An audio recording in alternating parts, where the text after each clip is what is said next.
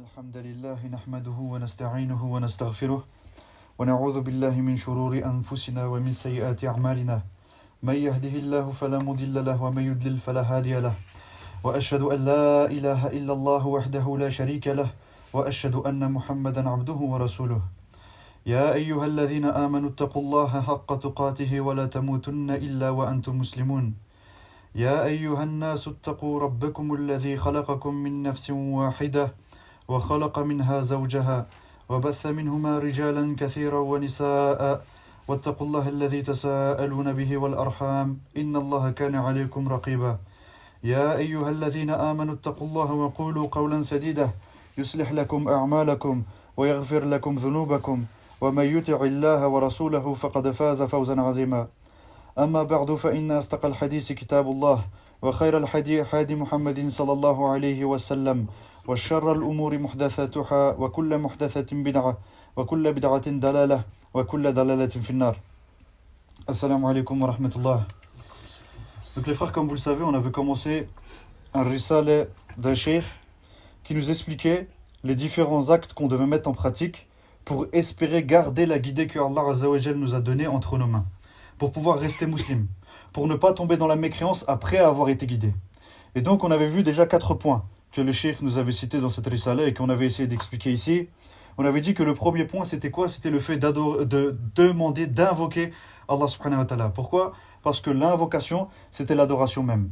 Le prophète sallallahu alayhi wa sallam qui nous demande de demander de l'aide d'Allah Azza wa Jal lorsque le lacet de nos chaussures casse, eh bien il nous demandait aussi également de demander constamment la guidée à Allah subhanahu wa ta'ala et il nous enseignait une invocation. Allahumma ya muqallib al-qulub, thabbit qulubi ala dinik. Oh toi Allah qui fait chavirer les cœurs, fais chavirer mon cœur sur ta religion.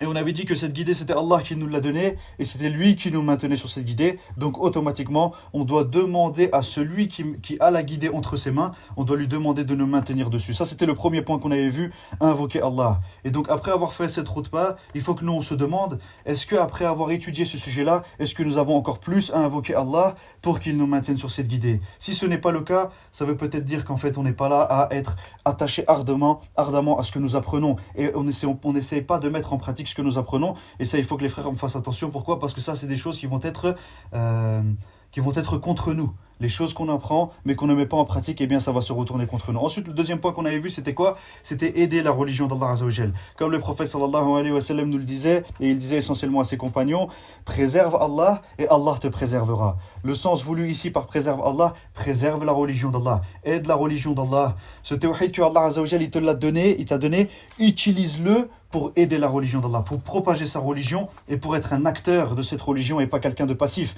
Et maintenant, encore une fois, il faut qu'on se demande, est-ce que nous, après avoir appris ce sujet-là, après avoir s'être rappelé de ce sujet-là, est-ce qu'on a vraiment cherché des moyens d'aider la religion d'Allah?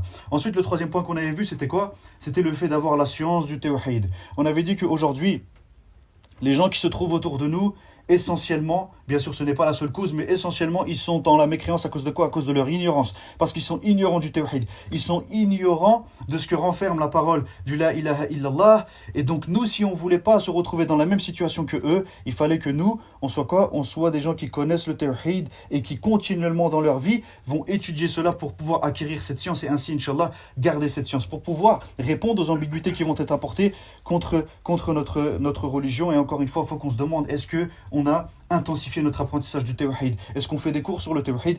Inch'Allah, c'est ça qu'on doit se demander. Et ensuite, le quatrième point, c'était quoi? On avait vu que dans notre vie, on devait prioriser le tawhid. On devait prioriser. C'est-à-dire que nous, lorsqu'on va se marier, on doit prioriser le tawhid. Nous, lorsqu'on va éduquer nos enfants, on doit prioriser le tawhid. Et il n'y avait rien qui pouvait justifier le fait de retarder le tawhid ne serait-ce qu'un instant, ou alors le fait de mettre un instant le tawhid de côté pour faire des concessions dans sa religion. Et on avait dit que ces 4 points-là, c'était des points qui, par l'aide d'Allah Azza wa Jal, vont nous permettre de faire quoi? De rester sur la guidée. Donc le premier, invoquer Allah pour qu'il nous maintienne sur cette guidée, aider la religion d'Allah, avoir la science du tawhid, comprendre et savoir le tawhid. Et le quatrième point, prioriser le tawhid, parce que c'est la chose la plus importante que nous avons entre nos mains. Et donc aujourd'hui, Inch'Allah, on va essayer de voir un autre acte qu'on peut faire qui va, Inch'Allah, par l'aide d'Allah, nous maintenir sur cette guidée.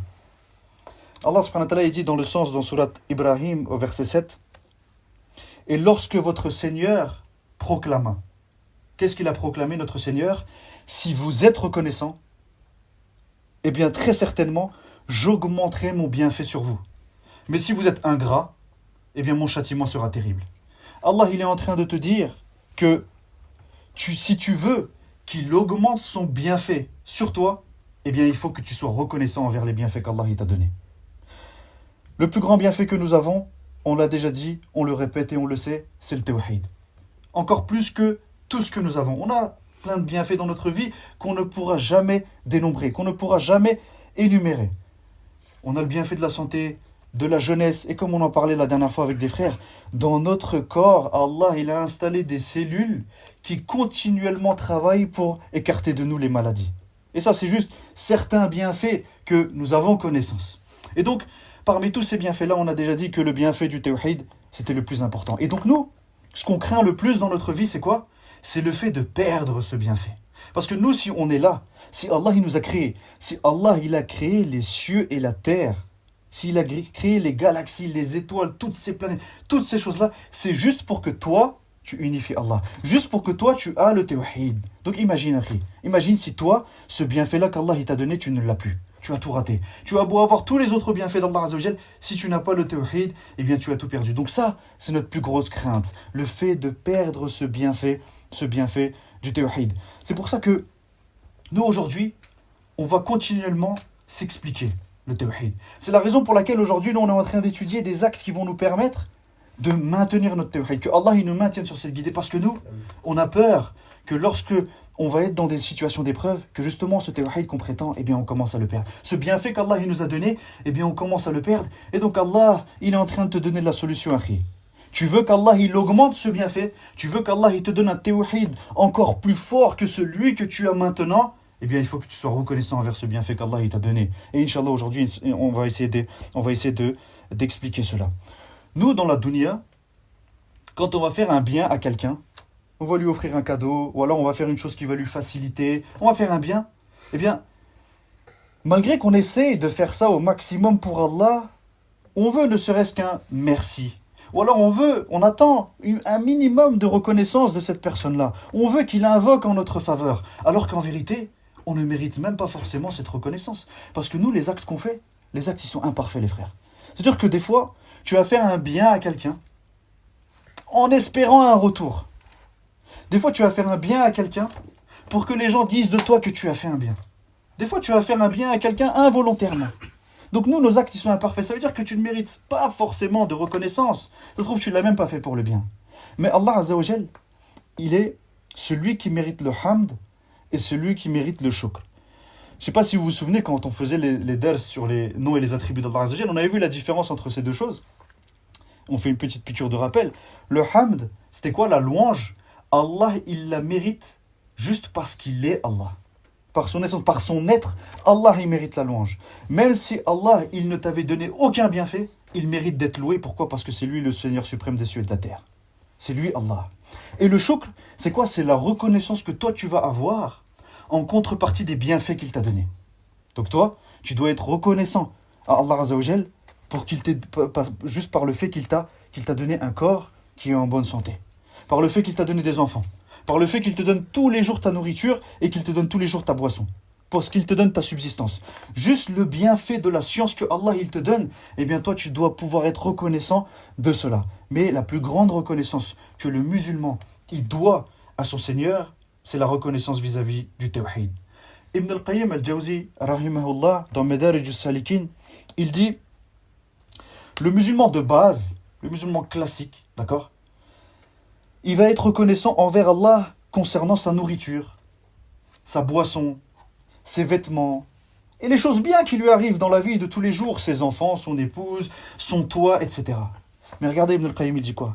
Par contre, le musulman qui est éveillé et qui est conscient, lui, il va prioriser la reconnaissance envers Allah Azza wa Jal concernant son tawhid, concernant son iman et concernant le fait que son cœur accepte cette religion. Parce que les cœurs, ils sont entre les mains d'Allah.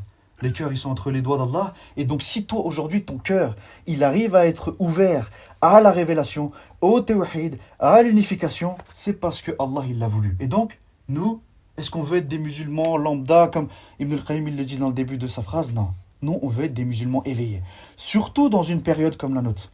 Dans une période dans laquelle aujourd'hui nous ne sommes plus protégés par l'État. Normalement, dans un État musulman, dans le khilafa, l'État il fait quoi? Il te protège ta religion.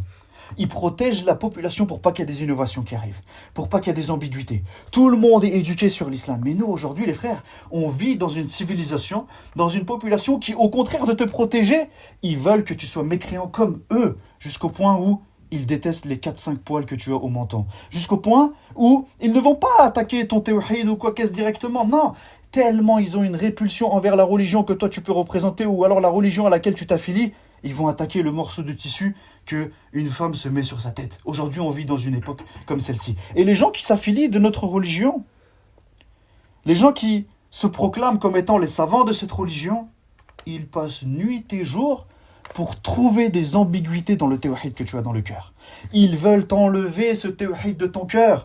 Donc est-ce qu'aujourd'hui, il est pensable que nous, dans une période comme la nôtre, on va être un musulman comme Ibn al-Qayyim al-Jawzi, rahimahullah, il le cite dans le début de sa parole, c'est-à-dire un musulman lambda, classique, qui n'a pas réellement conscience de la valeur de son tawhid. Non, nous, il faut qu'on soit de ceux qui sont éveillés, de ceux qui sont conscients. Parce que si on n'est pas éveillé, si on n'est pas conscient de toutes ces choses-là, si on n'est pas conscient du monde dans lequel on vit et dans les difficultés dans lesquelles, en fait, nous, on est en train de maintenir notre religion comme une braise qu'on maintiendrait dans sa main, eh bien, on est condamné à faire quoi? À l'échec, condamné à tomber dans l'égarement. On demande à Allah Azza wa Jalla de nous préserver de cela, et donc il faut que nous on soit quoi? Conscients et éveillés. La première des choses pour laquelle on va remercier Allah, c'est notre tawhid, c'est notre foi. Allah subhanahu wa ta'ala dit dans le sens dans Surat Al-Imran au verset 144, et Allah récompensera bientôt les reconnaissants. La reconnaissance, comme le cheikh il le dit, la reconnaissance est la plus grande cause de l'augmentation du bienfait. Allah, s'il te donne de la richesse, comment tu vas remercier Allah? Tu vas remercier Allah, tu vas être reconnaissant envers Allah en utilisant cette richesse dans son sentier. Eh bien ça, c'est la plus grande cause qui va faire augmenter ce bienfait qu'Allah t'a donné. Allah, il va te rendre encore plus riche. Allah, il t'a donné de la science, t'en veux plus, tu veux pas t'arrêter, il n'y a pas de limite dans la science. Eh bien, utilise cette science de manière utile dans la voie d'Allah. Allah, il va encore t'augmenter son bienfait et tu vas devenir encore une personne qui a plus de connaissances. Et donc toi, si tu veux que Allah, il augmente ce bienfait du tawhid, eh bien, sois reconnaissant envers ce tawhid qu'il t'a donné et agis de manière à proclamer ce tawhid. Inch'Allah, de toute façon, on va essayer de voir ça par la suite. Parce que Allah, il est Ash-Shakur. Ash-Shakur, c'est qui? C'est celui qui donne le bien en contrepartie du bien. Si toi, tu es reconnaissant, si toi, tu admets que ce bienfait-là, il vient d'Allah, et que c'est lui qui mérite les louanges, mais que toi, ta propre personne, ne mérite rien, parce que tu n'as rien fait de significatif qui te permettrait de dire que tu as mérité cette guidée, eh bien, Allah, il va te donner encore plus. Et d'ailleurs, dans le verset qu'on a vu au début, on a dit quoi? On a dit que si vous êtes reconnaissant, Allah, il va augmenter le bienfait. Et ça, c'est une promesse d'Allah. C'est une promesse. Donc nous, ce qu'on doit faire, c'est quoi?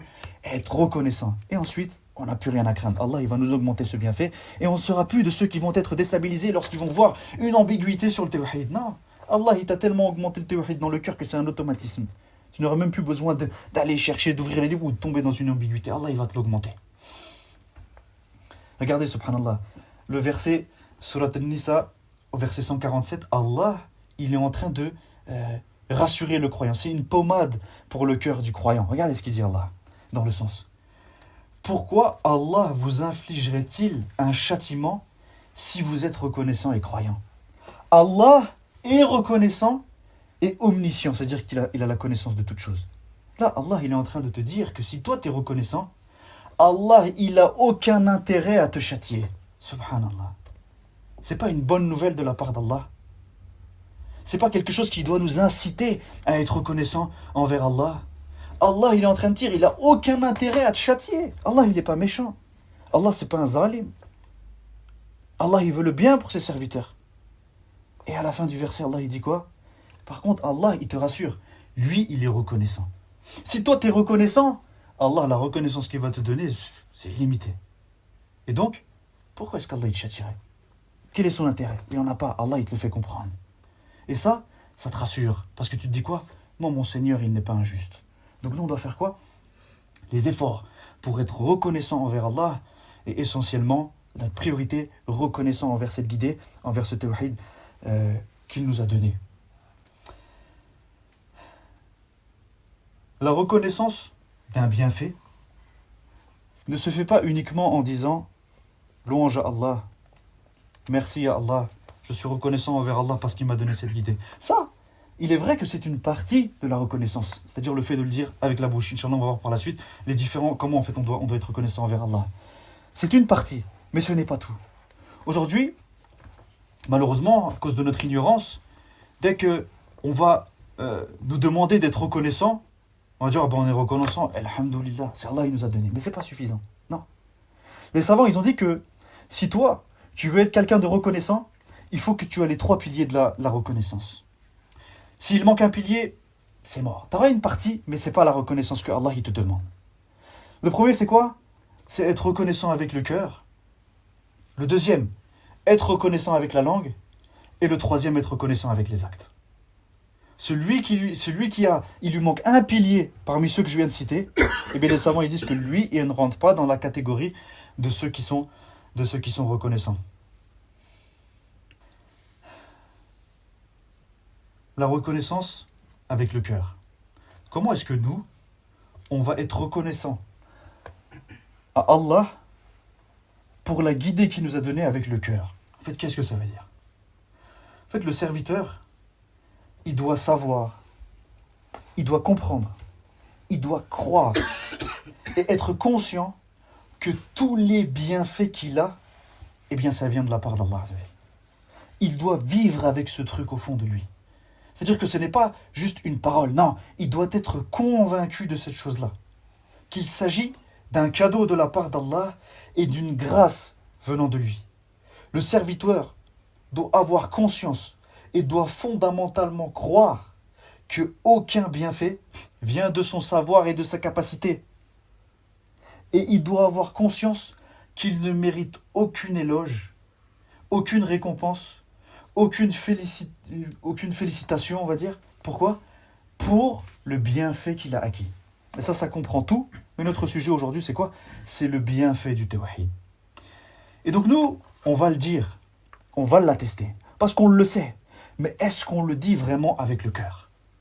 Maintenant, quand on va contextualiser la chose dans notre waqia, dans notre environnement, dans notre contexte, en fait, on remarque que des fois, on va avoir des manquements par rapport à cela.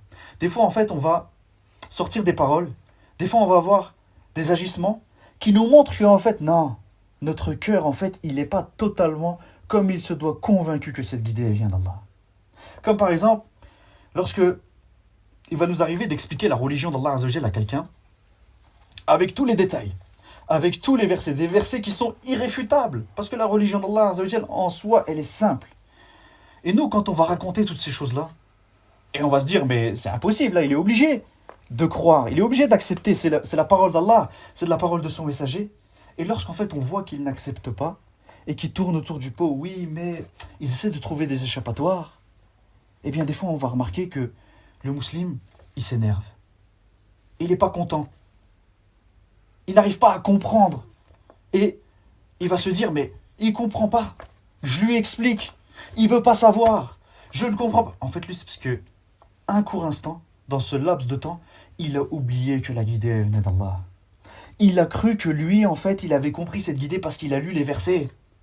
Parce que lui, en fait, il a cru qu'il était guidé parce qu'il a appris cette religion. Non. Non. Ce n'est pas par ta capacité. Certes, il y a des causes qui vont faire que Allah, ok, il va te guider. Mais la guidée, elle vient d'Allah. Donc toi, quand tu expliques à un mushrik le din et qu'il n'accepte pas, mais que toi, tu te révoltes face à cela, parce que normalement, il devrait comprendre par rapport au verset que tu as cité, c'est comme si tu oubliais que la guidée, c'était Allah qui l'a donnée. Parce que si Allah il refuse de lui donner la guidée, c'est que lui, il ne mérite pas la guidée, tout simplement. Donc tu n'as pas à avoir cet agissement.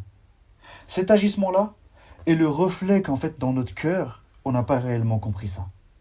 Et qu'on pense que c'est grâce à nous, grâce à notre capacité, grâce à notre façon de comprendre, grâce à notre lecture, grâce aux ders qu'on a écoutés.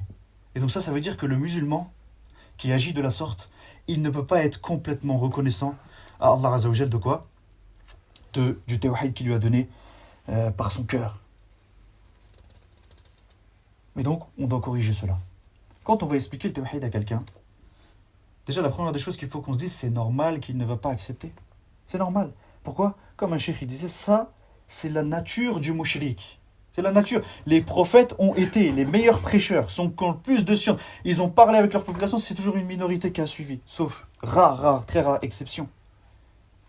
Et donc, il faut que nous on sache que la guidée vient d'Allah. Toujours remettre ça à Allah, parce que sinon, qu'Allah nous en préserve, ça pourrait être une des causes de notre égarement.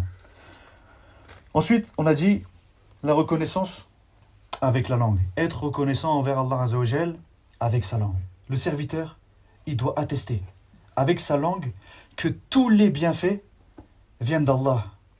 Avouer cela et ne pas s'enfler d'orgueil. Ici-bas, lorsque il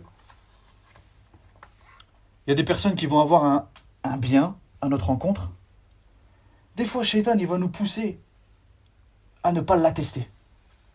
Des fois, par exemple, tu vas être dans une assise et un sujet que normalement tous on doit connaître et qu'en fait là-bas tu l'as oublié, il y a un frère qui te le rappelle et qui te l'apprend. Tu vas avoir honte peut-être d'avouer. Ah, c'est vrai, je ne savais pas. Barakallahu fik. Et tu vas oublier ou tu vas te refuser d'énumérer le bienfait de ton frère. Pourquoi?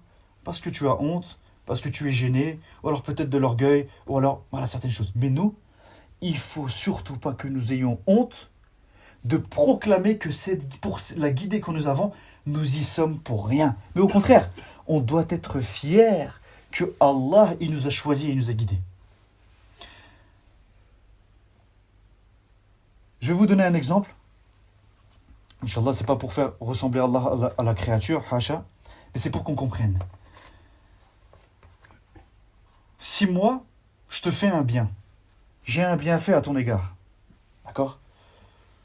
Toi, le fait que dans toutes tes assises, tu l'énumères. Le frère, il m'a fait ce bien. Le frère, il m'a fait ça. Qu'Allah, il récompense. Et tu parles en bien. Ça va faire quoi? Ça va me faire plaisir. Le bienfait que je lui ai fait, il le proclame, il est reconnaissant et il l'avoue. Il le dit. Il le proclame. C'est-à-dire quoi? Je vais être content. Je vais être content. Je vais encore lui donner encore mieux à ce frère. C'est vrai ou pas? Je vais lui donner encore mieux. Je lui avais fait un cadeau, bah, je vais lui en faire un autre. Pourquoi? Parce que je vois qu'il est reconnaissant et ça me fait plaisir. Et donc, Allah Azza wa Jal, il te donne des bienfaits. Et donc Allah, ce bienfait, il veut que tu le proclames partout. Dans toutes tes assises, il veut que tu le proclames. Quand tu parles à un mushrik, il veut que tu lui proclames ce bienfait qu'il t'a fait. Parce qu'Allah, il t'a choisi. Allah, il t'a donné ce bienfait. Et donc proclame-le. N'aie pas honte. Sois fier que Allah, il t'a donné ce bienfait. Et donc Allah, il veut te voir le dire et le divulguer à tout le monde. À tout le monde. Ce bienfait qu'Allah, il t'a donné. Et le fait de l'énumérer, le fait de le dire, le fait de le proclamer et d'être fier de cela, eh bien ça va également éduquer ton cœur. À chaque fois que tu vas le dire, tu vas rappeler à ton cœur cette vérité. Parce que les cœurs, ils ne sont pas entre nos mains. Les cœurs, ils sont entre les mains d'Allah. Et nos cœurs, malheureusement, ils sont souillés avec les péchés. Plein de points noirs. Et donc, les cœurs ne sont pas entre nos mains. Il faut que nous utilisions ce qui est entre nos mains, c'est-à-dire notre langue. Aujourd'hui, notre langue, on la bouge comme on veut, on dit ce qu'on veut. Eh bien, il faut qu'on l'habitue à énumérer les bienfaits d'Allah pour que notre cœur, lui aussi, soit éduqué par notre langue. Et que lui aussi, il puisse être reconnaissant envers Allah pour ce bienfait et qu'il puisse attester, qu'il puisse croire que ce bienfait-là, il vient de la part d'Allah Azza wa Jal. Il y a un autre point concernant la langue, c'est-à-dire que Allah, il nous donne le tawhid. Ok. Nous, ce bienfait-là, on doit l'énumérer. C'est-à-dire que de notre bouche, ce qui doit sortir, c'est que du tawhid. Que du tawhid. De notre bouche, lorsqu'on va parler de religion, ça doit être du tawhid. Et donc l'une des causes de non-reconnaissance ou de non-remerciement à Allah Azza wa Jal avec la langue, c'est quoi? C'est le fait de prendre dans sa bouche des paroles qui vont mettre en danger ton tawhid. Si toi, avec cette langue qui est censée être reconnaissante envers Allah Azzawajal pour le tawhid qu'il t'a donné, si cette langue, tu l'utilises pour des choses qui vont mettre en danger ton tawhid, des paroles qui sont ambiguës, des paroles qui sont bizarres, des paroles qui vont mettre des shubuhat, des choses comme ça, eh bien ça, c'est un signe qui montre que toi, tu n'es pas reconnaissant avec ta langue du bienfait qu'Allah Azzawajal a donné. Et le fait de se refuser à énumérer dans les assises, parmi les mouchriquines, le bienfait d'Allah, le tawhid d'Allah, c'est le signe d'un gros problème de quoi? De la reconnaissance envers Allah Azzawajal. Donc là, on a dit que ça, c'était la reconnaissance avec la langue. Être reconnaissant envers Allah Azzawajal par sa langue. Et le troisième pilier pour être reconnaissant envers Allah Azzawajal, et là aujourd'hui le sujet c'est le tawhid, mais ça c'est valable pour tout. C'est valable pour tout. Mais aujourd'hui c'est le tawhid, donc Inch'Allah on reste là-dessus. Et la reconnaissance avec les actes, c'est le troisième pilier. Le serviteur se doit d'utiliser les bienfaits qu'Allah lui donne dans le sentier d'Allah, ainsi il aurait été reconnaissant envers son bienfait. C'est quelque chose qu'on connaît. C'est-à-dire que si Allah il te donne de la richesse, tu dois l'utiliser dans sa voie. Allah il te donne un enfant, tu dois l'utiliser dans sa voie. Allah il te donne un pouvoir, tu dois l'utiliser dans sa voie. Allah il te donne une santé, une force, tu dois l'utiliser dans sa voie. Allah il te donne le tawhid, tu dois l'utiliser dans sa voie. Tu veux être réellement reconnaissant de ce bienfait-là? Eh bien, utilise tes membres, utilise ton corps pour Allah Azzawajal. La plus grande ingratitude consistera à ne pas utiliser ce qui est donné dans le sentier de celui qui donne. Allah il te donne de l'argent, mais toi tu utilises ton argent dans le sentier du tarot. C'est pas la plus grosse ingratitude? Allah il te donne des enfants, mais toi tes enfants plutôt que de les utiliser dans la voie de l'islam, tu les utilises dans la voie du tarot. C'est pas la plus grosse ingratitude envers Allah? Il te donne un bienfait et tu l'utilises pour autre chose. Eh bien là, Allah il te donne le tawhid et donc tu dois l'utiliser dans sa voie. T'as guidé, c'est Allah qui te l'a donné. Ce corps et cette vie, elles viennent aussi de la part d'Allah Azzawajal. Donc il te faut suivre en conformité. Il te faut vivre, en conformité avec ton tawhid. Avec ton tawhid. Faut que dans tes actes, il n'y a pas une contradiction avec le tawhid. C'est ainsi que tu seras reconnaissant envers Allah. Il faut que tu montres à Allah que tu es soumis uniquement à lui. Tu vois le tawhid que tu as proclamé dans ton cœur, le tawhid que tu as proclamé de ta bouche, eh bien, ce tawhid-là, il faut qu'il se retrouve dans tes actes. Toi, ton tawhid, il va se ressentir dans tes actes à travers les personnes que tu vas fréquenter.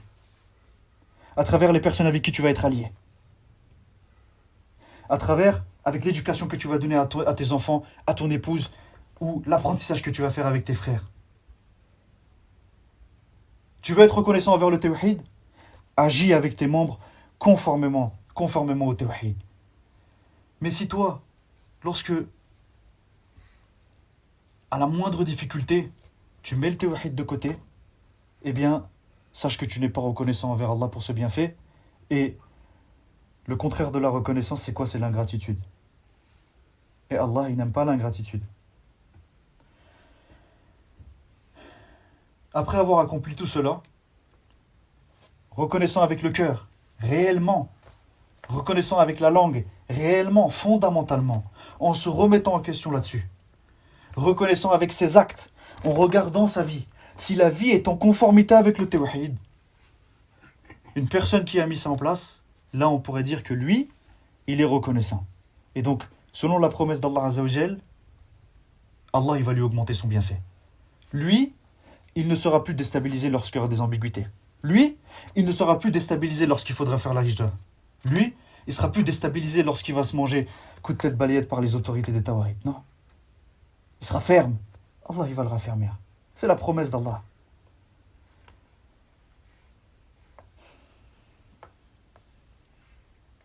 Pour terminer, je vais citer quelques versets.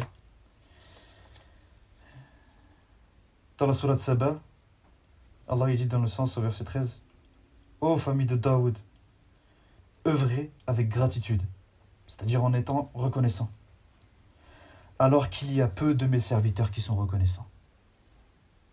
Très peu de serviteurs sont reconnaissants. Surat al-Baqarah au verset 243, Allah il dit dans le sens, certes, Allah est détenteur de la faveur. Allah il veut te faire une faveur, il te l'a fait. De cette faveur envers les gens, mais la plupart des gens ne sont pas reconnaissants.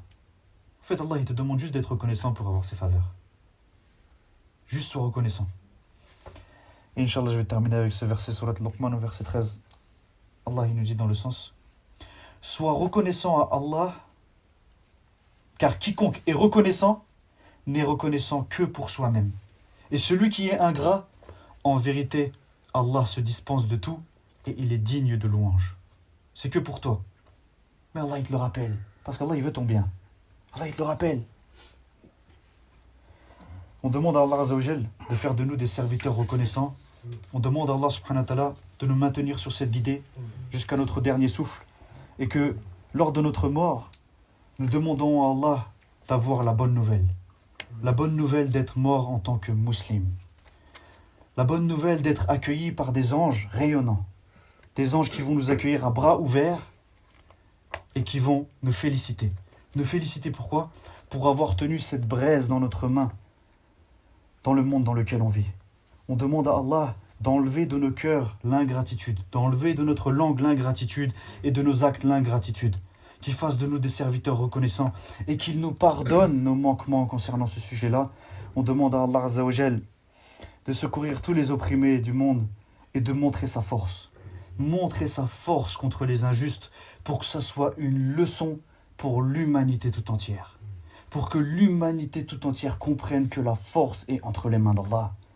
Parce qu'aujourd'hui, la force que Allah a donnée aux injustes, eh bien, il l'utilise à mauvais escient.